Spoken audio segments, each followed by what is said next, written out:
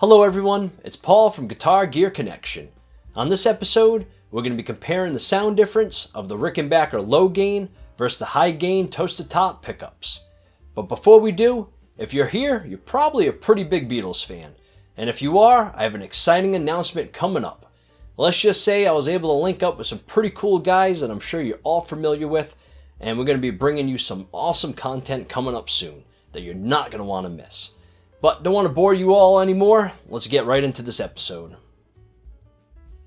To keep this video short and sweet, we will stay away from all the differences of the V and C series 325s.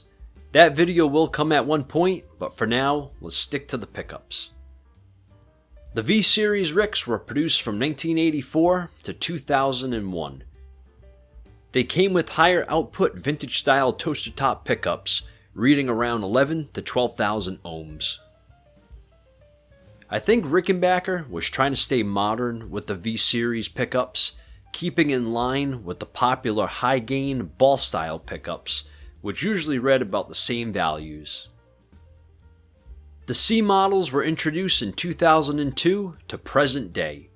They brought back the lower gain toasters like they were back in the 60s, usually reading around 7 to 8,000 ohms.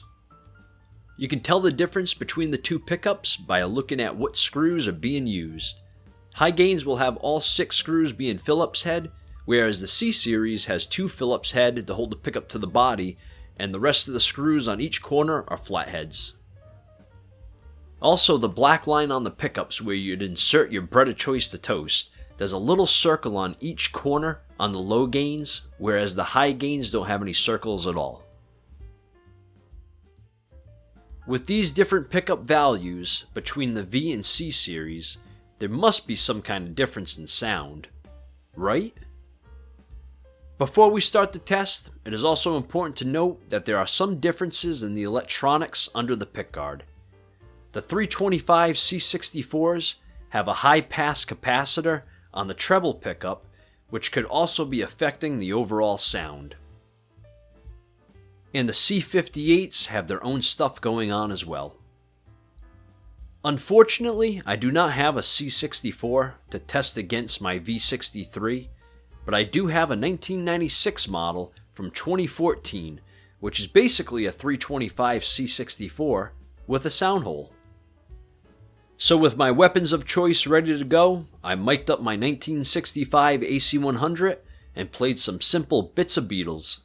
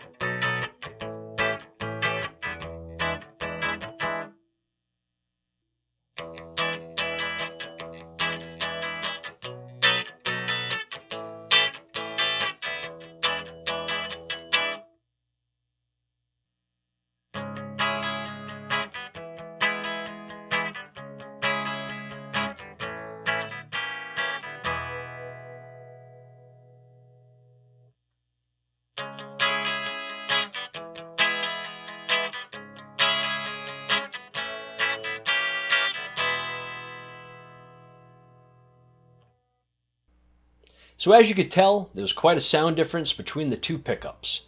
Everybody's mission is different. My mission just happens to be the vintage style low gain pickups. But please comment below and tell me what you think. Don't forget to like and subscribe to this channel. It's what keeps me going making these videos. Stick around for that exciting announcement I have. You guys are not going to want to miss it. And don't forget about my Instagram. Tons of cool pictures and videos there as well. Catch you on the next episode, everybody.